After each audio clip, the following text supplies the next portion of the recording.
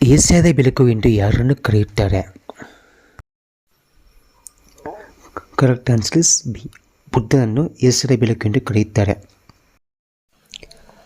ಶರೀರದ ಯಾವ ಭಾಗಕ್ಕೆ ಗ್ಲೂಕೋಮಾ ಕಾಯಿಲೆ ಬರುತ್ತದೆ?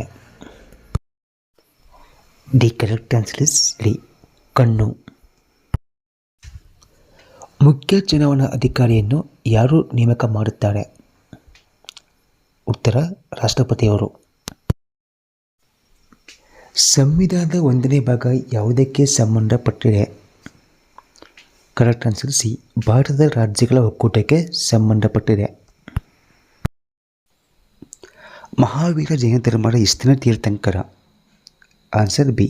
24ನೇ ತೀರ್ಥಂಕರ. ರಾಣಿಬೆನ್ನೂರಿನಲ್ಲಿ ಯಾವ ವನ್ಯಧಾಮ ಇದೆ? Answer B.